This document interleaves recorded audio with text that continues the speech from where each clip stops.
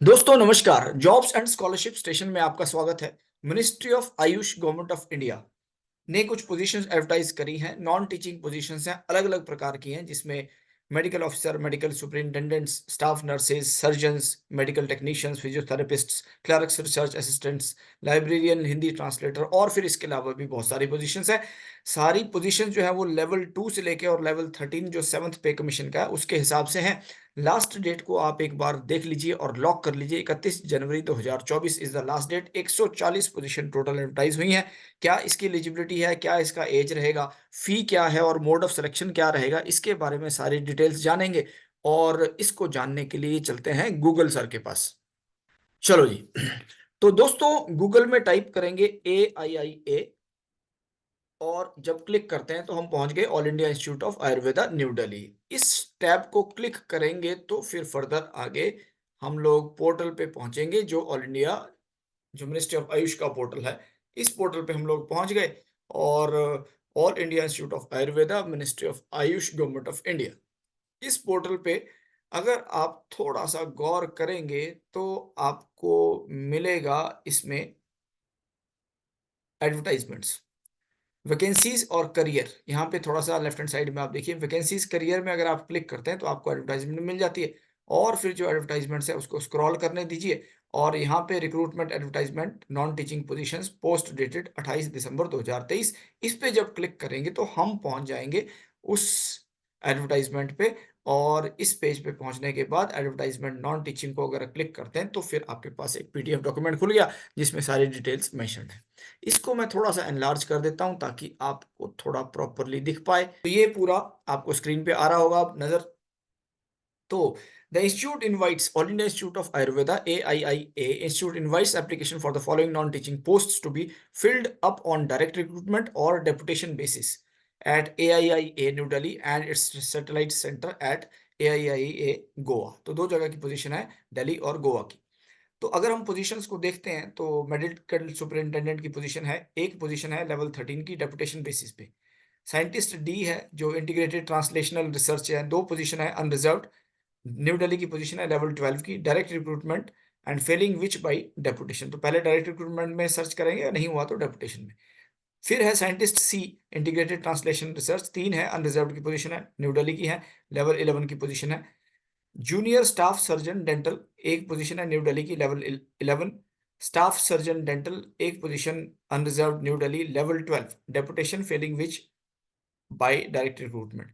तो medical officer casualty की position है चार, जिसमें तीन अनरिजर्व्ड हैं और एक OBC की है, दो दिल्ली की हैं, दो गोवा की हैं, लेवल 10 की पोजीशन है डायरेक्ट रिक्रूटमेंट। स्टाफ नर्सेज की बहुत सारी पोजीशंस हैं, ये 18 और 10 28 और 4 32 35 40 पोजीशन कुल मिला के हैं। 34 न्यू दिल्ली की हैं और 6 गोवा की पोजीशंस हैं। 40 पोजीशन टोटल है स्टाफ नर्स की और लेवल 7 की पोजीशन है डायरेक्ट रिक्रूटमेंट से भरी जाएंगी। तो इसको आप गौर से ऑब्जर्व कर लें, नोट कर लें जो जो कैंडिडेट्स इसके लिए एलिजिबल हैं। फिर CSSD असिस्टेंट एक position direct recruitment level 5। Sanitary inspector एक position direct recruitment level 5। Yoga instructor, senior yoga instructor एक position New Delhi, level 7। Junior medical record officer एक पोजीशन लेवल 5। सीनियर फार्मासिस्ट एक पोजीशन गोवा की है, लेवल 6। SSD सुपरवाइजर एक position New Delhi की, level 6। Medical lab technologist, तो अलग अलग टाइप के लैब टेक्नोलॉजिस्ट हैं। Medical lab technology, chemistry, biochemistry, zoology, microbiology, biotechnology, botany, pharmacology, Ayurveda, तो ये इस टाइप की पोजीशन है। मेडिकल लैब टेक्नोलॉजी बॉटनी तक की पोजीशंस हैं, तो एक एक पोजीशन है और नई दिल्ली की पोजीशन लेवल 6 की सारी पोजीशंस हैं। उसके बाद कुछ रिसर्च असिस्टेंट की पोजीशंस है, pharmacology, Ayurvedic pharmacology, medicinal plant, biochemistry और माइक्रोबायोलॉजी, पैथोलॉजी, इस टाइप से हैं, तो ये भी लेवल 6 की पोजीशंस है। फिर जूनियर फिजियोथेरेपिस्ट हैं, न्यूरो ऑर्थोपीडिया, तो ये भी लेवल 6 की पोजीशंस हैं। फिर audiometrist, optometrist, MRI technicians, radiology assistant, anaesthesiologist assistant, तो इस प्रकार से कुछ और भी पोजीशंस हैं। फिर लैब अटेंडेंट की है, पंचकर्मा थेरेपिस्ट की है और Panchakarma technician, principal private secretary, finance adviser, computer programmer, store officer, private secretary, assistant security officer, upper division clerk, junior director, senior administrative officer, assistant stores officer, librarian, junior Hindi translator, junior engineer biomedical lower division clerk और store keeper. कुल मिला के बहुत different types की position है और last की 2 position है जो लोअर डिवीजन डिवीजन क्लर्क है और स्टोर कीपर की, लेवल 2 की पोजीशन है और इसके बाद की जो पोजीशन है लेवल 4 एक अपर डिवीजन क्लर्क को छोड़ के सारी पोजीशन जो है लेवल 6 एंड अबव वाली पोजीशन। तो इसको आप अगर गौर से देखेंगे तो कहीं-कहीं पे जो अटेंडेंट्स की पोजीशन है वो लेवल 2 की है, लेवल 4 की कुछ पोजीशंस हैं, इसके बाद सारी पोजीशंस हायर लेवल की है। तो ये एक बहुत अच्छी अपॉर्चुनिटी है और 140 पोजीशंस आई हैं दिल्ली और गोवा की वैकेंसीज़ हैं। तो इसका जो एडवर्टाइज़मेंट है वो AIIA-recruitment.org जैसे अभी हमने एक्सेस किया इस रूट से आपको मिल जाएगा। 31 जनवरी जैसा मैंने पहले भी बताया कि लास्ट डेट है, इसको आप लॉक कर लीजिए। स्क्रॉल करेंगे थोड़ा नीचे तो अब आपको इसी एडवर्टाइज़मेंट के पेज पे मिलेंगी इनकी एलिजिबिलिटी कंडीशंस कि क्या इनकी एलिजिबिलिटी कंडीशंस हैं। तो सारी की सारी पोस्ट वाइज़ इन्होंने एलिजिबिलिटी कंडीशंस इसमें मेंशन कर रखी हैं, ऐज भी मेंशन कर रखा है। मेडिकल सुपरिटेंडेंट लेवल 13 की पोज़ीशन है 1,23,100 से 2,15,900 तक का स्केल है। और नॉट एक्सीडिंग 58 ईयर्स और degree in Ayurveda from recognised under schedule this और फिर एमडी चाहिए इनको और PhD in the concern subject. 14 years of teaching और रिसर्च एक्सपीरियंस जिसमें कि 7 साल कम से कम एडमिनिस्ट्रेशन या मिनिमम 200 बेडेड हॉस्पिटल में आपका होना चाहिए। डेपुटेशन की पोजीशन है, एक ही पोजीशन निकली है मेडिकल सुपरिटेंडेंट की। उसके बाद साइंटिस्ट डी की पोजीशन है जो कि लेवल 12 की पोजीशन है। इसमें 50 साल से ज़्यादा एज नहीं होनी चाहिए। First class master degree in life sciences biotechnology. तो इस प्रकार का इसका एलिजिबिलिटी है। तो इसमें आप अप्लाई कर सकते हैं और अ, जैसा आपका स्पेशलाइजेशन है उसके हिसाब से आप इसमें देख सकते हैं कि आप इसके लिए एलिजिबल हैं। फिर ये डायरेक्ट रिक्रूटमेंट की पोजीशंस हैं और फिर डेपुटेशन वाली भी है not exceeding 58 years. Research scientist C integrated translational research 45 years इसके लिए मैक्सिमम एज है और इसमें भी master degree in life sciences biotechnology biomedical sciences लिखा है और इसको भी आप इसकी एलिजिबिलिटी देख सकते हैं। तो भाई सारी पोजीशंस में अलग-अलग एलिजिबिलिटी लिखी है डेंटल की, जूनियर डेंटल सर्जन्स की, मेडिकल ऑफिसर्स की। स्टाफ नर्स के लिए जो है 40 पोजीशन है। इसमें BSc honours nursing, regular course in BSc nursing, BSc nursing Ayurveda. तो इस प्रकार के डिग्री क्वालिफिकेशंस हैं और भी दूसरी इसमें जो अल्टरनेटिव क्वालिफिकेशंस है वो मेंशन करी है, तो आप अपनी एलिजिबिलिटी के हिसाब से देख सकते हैं। तो बहुत सारे पेजेज़ हैं जिसमें बहुत सारी पोज़ीशंस क्योंकि हैं तो सबकी एलिजिबिलिटी को पढ़ना अच्छा नहीं रहेगा और आप इसके लिए अगर इंटरेस्टेड हैं तो इन सब पोज़ीशंस में आप अपनी एलिजिबिलिटी इसमें चेक कर लीजिए और इस पेज पे जाके आपको एक्सेस कर सकते हैं। मैंने आपको तरीका बता दिया।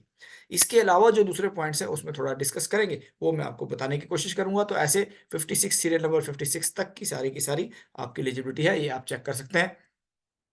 उसके बाद फिर जो इसमें इन्फॉर्मेशन लिखी है, कुछ नोट लिखा है नीचे। नोट बोलता है कि initially the tenure of the deputation will be for 2 years which may be extended subject to approval of the competent authority. तो डेपुटेशन वालों के लिए 2 साल का रहेगा। Recruitment for the post of staff nurse shall be subject to the final outcome by the DB civil writ petition. कोई writ petition है उसके हिसाब से आपका सिलेक्शन इसमें डिसाइड किया जाएगा। Candidates who have applied earlier for the post of staff nurse against recruitment advertisement 2022 के एडवर्टाइजमेंट में अगर किसी ने अप्लाई किया need not apply again for the post. तो उसी कैंडिडेट को कंसिडर कर लिया जाएगा। इसके अलावा जो दूसरी इन्फॉर्मेशन लिखी है वो स्क्रॉल करके आप इसमें एक बार देख लीजिए जिसमें जनरल कुछ कंडीशंस मेंशन करी है। These posts carry usual allowance as admissible to the central government employees as made applicable to the All India Institute of Ayurveda employees. The place of posting indicated is initial reporting और उसके बाद आपको change किया जा सकता है। Vacancy increase और decrease हो सकती है और फिर कोई भी अमेंडमेंट करने का राइट इंस्टीट्यूट के पास रहेगा। ये सारी की सारी इन्फॉर्मेशन इसमें लिखी है।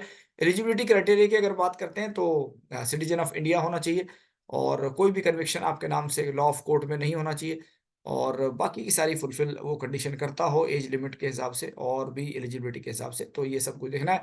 अप्लाई कैसे करना है इसके बारे में पॉइंट नंबर 3 में मेंशन किया है। तो अप्लाई करने के लिए जो कैंडिडेट्स हैं वो अपना एलिजिबिलिटी क्राइटेरिया चेक कर लें और फिर सिर्फ और सिर्फ ऑनलाइन मोड के थ्रू आपको एप्लीकेशन फाइल करनी होगी जो कि AIIA-recruitment.org पे आपको मिलेगी। तो ये लिंक मिल जाएगा जिसके थ्रू आप इसमें अप्लाई कर सकते हैं। सबसे पहले आपको वन टाइम रजिस्ट्रेशन करना पड़ेगा, OTR करना पड़ेगा वन टाइम रजिस्ट्रेशन जिसमें आप ईमेल आईडी और आपको फ़ोन नंबर से पासवर्ड जनरेट हो जाएगा और जब आपके पास एक वैलिड मोबाइल नंबर और आईडी आपके पास आ जाएगा तो उसके बाद आप अपनी प्रोफाइल फिल करके और फिर अल्टीमेटली एप्लीकेशन के लिए आप प्रोसीड कर सकते हैं और फिजिकली आपको कोई भी डॉक्यूमेंट इसमें नहीं भेजना है और एप्लीकेशन फॉर्म भी नहीं भेजना है, सिर्फ ऑनलाइन ही सारे के सारे फॉर्म इसमें सबमिट किए जाएंगे, ये सब मेंशन किया है। फिर एप्लीकेशन फ़ी के बारे में इंस्ट्रक्शंस हैं कि ग्रुप ए की जो पोज़ीशन है लेवल 10 या उससे ऊपर वाली, तो उनके लिए ₹1000 जनरल, ओबीसी और ईडब्ल्यूएस के लिए और ₹500 एससी/एसटी कैंडिडेट्स के लिए। और ग्रुप बी और सी की जो पोज़ीशंस हैं, लेवल 9 या उसके नीचे वाली जो पोज़ीशंस हैं, उसमें ₹500 है जनरल, ओबीसी और ईडब्ल्यूएस कैंडिडेट्स के लिए और ₹250 है एससी/एसटी कैंडिडेट्स के लिए। जो पर्सन विद डिसेबिलिटीज़ हैं, फिज़िकली हैंडिकैप्ड्स हैं, उनके लिए कोई भी फ़ीस एप्लीकेबल नहीं है। और जो ट्रांज़ैक्शन प्रोसेसिंग फ़ी है, अगर इसमें कुछ आती है बैंक के पार्ट पे, वो आपको पे करनी पड़ेगी। और बाकी फिर कुछ और डिटेल्स इन्होंने मेंशन करी है कि एक बार फ़ी देने के बाद आपका रिवर्ट नहीं किया जाएगा, वो वापस नहीं की जा सकती। एज रिलैक्सेशन कुछ कैटेगरी वाइज़ आप अवेल कर सकते हैं, अगर आप कैटेगरी में आते हैं। एससी/एसटी के लिए 5 इयर्स, ओबीसी के लिए 3 इयर्स और पीडब्ल्यूबीडी के लिए 10 इयर्स, फिर 13 इयर्स, अलग-अलग कैटेगरीज़ के लिए, एक्स सर्विसमैन के लिए भी कुछ कंडीशंस मेंशन करी हैं। और ए और B positions level 6 and above के लिए भी कुछ स्पेसिफिक क्राइटेरिया मेंशन कर रखा है, ग्रुप सी के लिए भी कुछ स्पेसिफिक क्राइटेरिया, तो उसको आप एक बार देख सकते हैं और उसके हिसाब से आप अपनी एलिजिबिलिटी को डिसाइड कर लेंगे। रिज़र्वेशन जो है वो रिज़र्वेशन भी इसमें एप्लीकेबल होगा और कुछ पोज़ीशंस रिज़र्व्ड होंगी एससी, एसटी, ओबीसी, ईडब्ल्यूएस के लिए।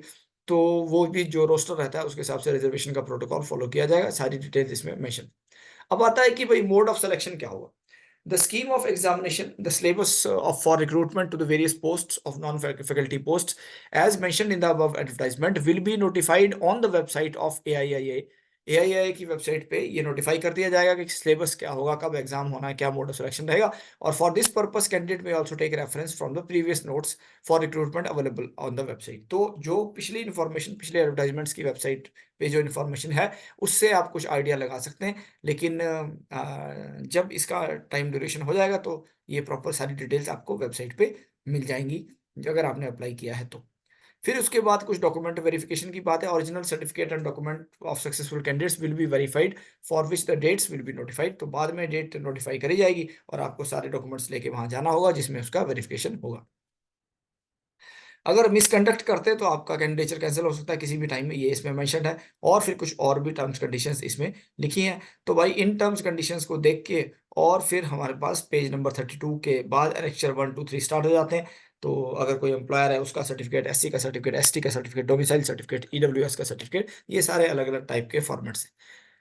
तो दोस्तों मैं समझता हूँ ये वीडियो आपके लिए इन्फॉर्मेटिव रहा होगा और जो भी लोग इन डिफरेंट टाइप की पोजीशंस के लिए एलिजिबल हैं और इंटरेस्टेड हैं, तो AIIA में आप अप्लाई कर सकते हैं। आयुष विभाग जो है, ministry of Ayush, government of India का ही डिपार्टमेंट है और ये पोजीशंस स्केल की पोजीशंस हैं, तो बहुत अच्छी पोजीशन, रेगुलर पोजीशंस होने वाली हैं। अगर आप किसी इसके लिए एलिजिबल हैं तो आप डेफिनेटली अप्लाई करिए। मेरी शुभकामनाएं हैं आपके सिलेक्शन के लिए। और बाकी की सारी डिटेल्स जैसे इस एडवर्टाइजमेंट में कहा गया है कि जो AIIA है उसकी वेबसाइट, वेब पोर्टल पे सारी की सारी इन्फॉर्मेशन मिलेगी। आप वहाँ जाके सारी और डिटेल्स को एक्सेस कर सकते हैं। अगर इस एडवर्टाइजमेंट से संबंधित कोई कन्फ्यूजन है तो वो डेफिनेटली आप कमेंट बॉक्स में लिख सकते हैं, मैं इसको आंसर करने की कोशिश करूँगा।